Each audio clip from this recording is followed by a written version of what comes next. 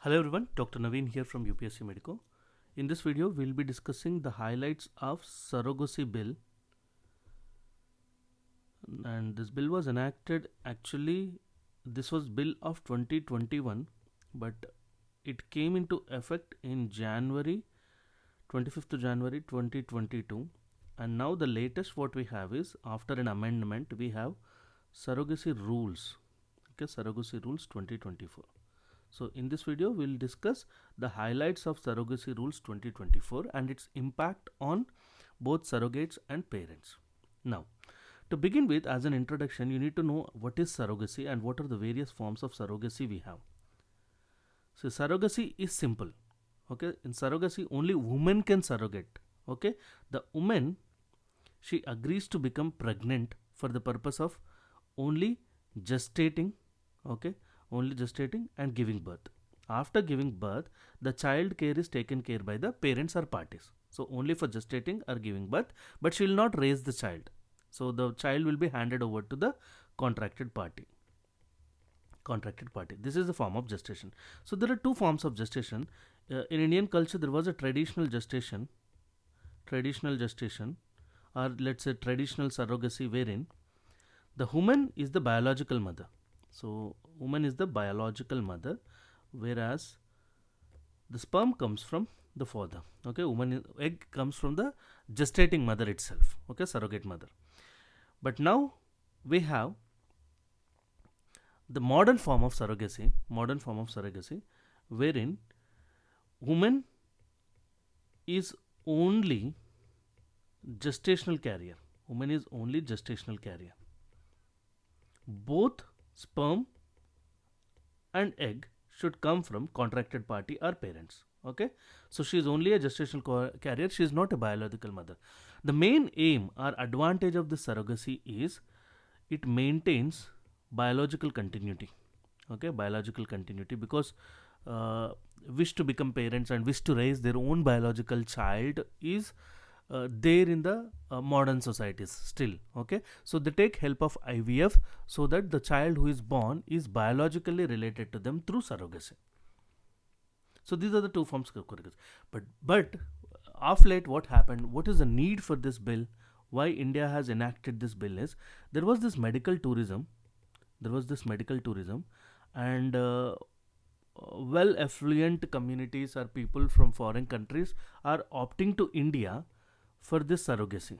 Okay, and because of this unregulated act, okay, unregulated stuff, the surrogate mothers are being exploited in India. Okay, being exploited. So curb this exploitation. That means there are two forms of surrogacy with regards to exploitation. We have commercial surrogacy and we have the current form which is practiced as per the law is altruistic surrogacy. So let's try to understand the key differences between these two. So you have commercial surrogacy and you have altruistic surrogacy. Commercial surrogacy means surrogate mother gets financial reward, and it is not legally regulated. No legal regulations, and there's no safety.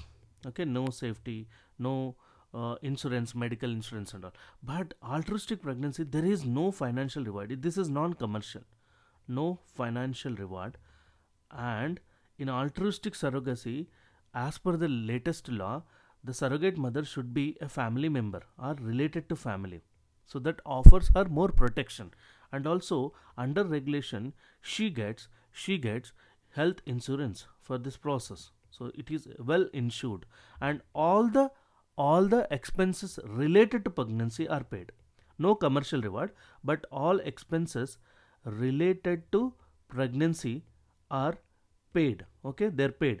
And along with that, yes, there are legal regulations, and there is legal protection. Even if the woman wants to go for MTP, she for medical termination of pregnancy or abortion, consent is needed both from surrogate women and also contracted party.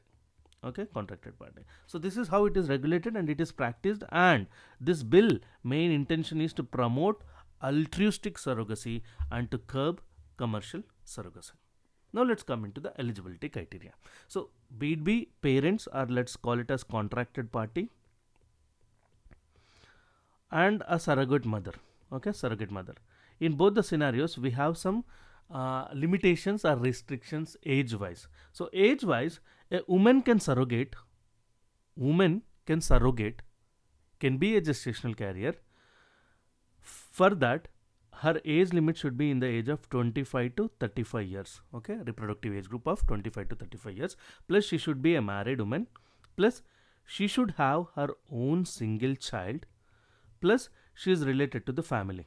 So she should be a family member or close relative of the family. So she can be a surrogate mother only if she qualifies all these criteria. Now with regards to parents or contracted party, parent can be, previously it was men and women, both parents, biologically related parents. The age group for men is 26 to 55, but for women it is 23 to 50, and sperm is extracted from male and egg are extracted from female. Artificially we do IVF, and a embryo is created or a zygote is created and it is implanted in the woman. This was the old criteria, but in 2024 they made an amendment, because sometimes the men may have some medical conditions, let's say cystic fibrosis or congenital absence of something, like sperm production has been impaired, cancer or testicular cancer, whatever it is, castration has been done. So in those scenarios they can go for donor sperm, but egg should be of the biological parent. In vice versa scenario, if the woman has let's say Mayer Rokitansky Kushner Hosner syndrome, wherein she cannot beget children, in that scenario they can get an egg donor, but sperm should be of men. Either of should be there. See, the main intention behind surrogacy is its biological relatedness. To maintain that, it should be of either, the egg should be of either of women or the sperm should be either of men. If both scenarios fail, you cannot surrogate. Okay, so what is 2024 amendment? It allows surrogacy with donor gametes if either the spouse in the following couple is certified by district medical board that they require a donor gamete, but couples still cannot opt for surrogacy if both partners have medical issues. Only one partner medical issue is addressed. If that scenario is applicable, then there is also one more controversy. That, let's say, this surrogacy bill 2021 allowed, this is very important, it allowed widow and divorcees to become mothers. A widow and divorcee can also become a parent. In that scenario, they have their donor, they have their own egg, plus they can get donor sperm. But if that widow or divorcee has a medical condition, then she cannot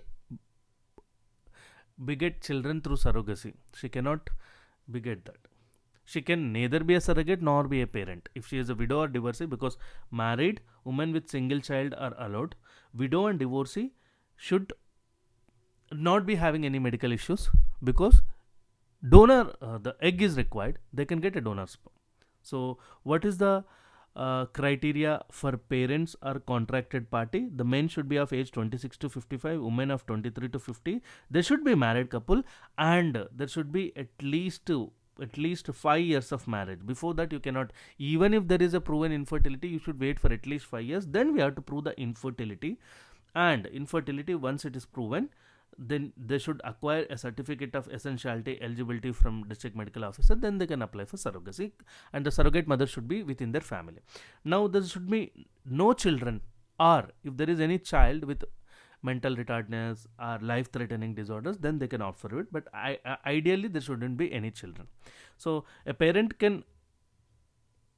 contracted party can become biological parents through surrogacy only once. A surrogate mother, a mother can become a surrogate mother only once in her lifetime. It can be 3 attempts, okay, because sometimes the attempts might fail, the IVF might fail. So minimum 3 attempts are allowed, but only one successful pregnancy is allowed in surrogate mother. So we're done with the criteria part, we are done with the amendments part. Now let's look at some of the highlights. If you missed any out, let's try to look at them. Okay, highlights. That means you know when it came into effect, and you know the difference between commercial versus altruistic surrogacy.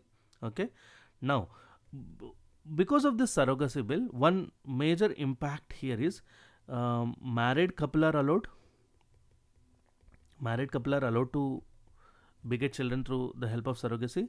Widows are allowed, and divorces are allowed, right? But what about single men are women, are cohabitants. Cohabitants are people in living in relationship, or whatever. What about LGBTQ plus A community? Okay, same sex community. So homosexual community and all. So in those people, we do not have any laws or frames. Okay, so that is the area or issue which we need to look at.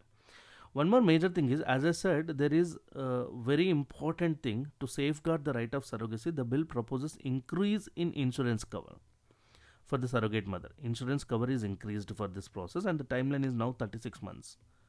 So very good insurance coverage is there. If through the process of surrogating, if some health issues happen, it is well covered under the insurance.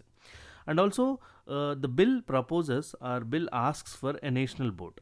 Okay, national board of surrogacy, and they're asking to set up physical standards for what infrastructure is needed, the physical infrastructure which is needed, what lab equipment is needed, what diagnostic equipment is needed for to run it, and also expert manpower community. Manpower community means there should be at least one gynecologist, and one anesthetist, and one embryologist is required, and one counselor is required. So all these features are important, and they have recommended to construct a national body, and through this there is a stringent punishment for anyone who is practicing sex selection, human embryo or gamete running agencies, rackets, or any organization violating law is addressed. And there is also let's say punishment or penalties for people, okay, who follow all these things. If there is any commercial surrogacy, if they find out that there is a commercial surrogacy, first time there will be a fine of let's say 50,000 rupees or 5-year imprisonment or both for first violation. For subsequent violations, the imprisonment becomes 10 years and the fine becomes 1 lakh. Okay, so there are strict rules, strict penalties, or imprisonment is followed through surrogacy bill. So this is one more the latest development. Now what is the impact of this surrogacy bill? So before this surrogacy bill, it was not legally regulated. So what is this impact of surrogacy bill on? Let's look at surrogate first, then we'll go to the parents. So with regards to surrogate, the impact can be a positive impact and a negative impact. So what is a positive impact? The first and foremost, there was exploitation, right? There was exploitation. So this curbs exploitation. So there is no more exploitation on surrogate mothers in a country like India. So illiterates or uneducated women in rural area, they are falling prey for this racket, okay, the surrogacy racket. So this curbs exploitation because now there is a legal law. And also they're getting very good, along with the medical expenses related to pregnancy, they're getting 36 months of insurance coverage. Okay, 36 months of insurance coverage, and also all expenses which are related to the pregnancy are paid here. Okay, now this is the most positive thing. But negative thing is, let's look at the woman perspective. Okay, she has her own reproductive choices, so the right for reproductive choices is curbed. So she cannot make her own reproductive choice. So the act says she should be married, she should have a single child, and also there is family pressure. She should be related to family. In a Indian culture, okay, in rural villages, if someone else might force her to become a surrogate mother, okay, in the close families. So the family peer pressure, the family pressure is always there. So that is a negative impact. They say it must be a close relative of a couple, so there will be a familial pressure. And woman losing her commerciality aspect also. There is no reward. There is no financial reward for her gestational carrying. Okay, and also only one choice and 3 items. And overall, the autonomy of woman and her own body is getting regulated. Okay, at the level of rights of a woman, the autonomy over her own body is being regulated with this act. So these are the negative issues or criticisms beyond this surrogacy bill and the impact of surrogacy bill on the surrogate. Now let's look at the impact of surrogacy bill on parents. So we'll be doing this same thing under 2 headings. One, there is a positive impact, and the other is negative impact. The positive impact is again same, because the surrogacy is now under the legal jurisdiction. That means even sometimes what happens, these surrogacy rockets, they exploit even parents, the foreign parents. So this curbs exploitation, which is the main agenda behind setting up this regulation act. And there is strict legal enforcement, as I said. So strict legal enforcement, standard surrogacy clinics with standard features. So there is a safety from rockets organizations which are violating the law. And also the main advantage to parents is, through the surrogacy, the biological relatedness is maintained. Okay, biological relatedness is maintained. That is what it differentiates from adoption. We can still go for adoption if there is any issue as per assisted reproductive technology, but again, with the help of this surrogacy bill, now the biological relatedness is maintained, because the either of the egg or sperm should come from the biological parents. And one more major boost to parents is, if there is any widow or divorcee, they are included and they are allowed. And now in off recent, even with medical conditions, they are allowed to surrogate. Okay, allowed to take help of surrogate with medical conditions, but it should be either of the parent, not both. The negative impacts are also many. Okay, they say couple should be married. So married couple means, what about the people who are living, co-living or cohabitants, or single men, women, LGBTQ community? So they are devoid of surrogacy services. And also, getting this certificate of essentiality, eligibility, and proven infertility from medical board, all this is a time consuming and kind of brainstorming process, right? To like, it takes time, to get all the eligibility and all. Already the parents are under stress that they are infertile, so further they have to go to the institutes to get them certified, is a psychological stress and also time consuming process, and long waiting period. So after marriage they should wait at least for 5 years. So in that sense, if the women get married very late and all, they might have their own stress, right? So at least for 5 years, long waiting period. And one more thing is, it is affecting medical tourism, but I don't think this should be a major thing, because sometimes exploitation is more with this medical tourism. But definitely in a country like India, it is affecting medical tourism. If it is strictly regulated, no one comes from the foreign countries for surrogacy. Okay, and also right of parenthood is at stake. Right of parenthood is a big topic. Okay, big topic. I don't want to get into the details, but if you think in the lines of rights of parenthood, they are also being regulated by the government agencies or rules. Now, as I said, if both parents have medical issues, then they cannot opt for it. That is also a negative impact. You cannot go for both donor sperm and donor egg. That becomes off late non-biological child itself, right? So that's the problem.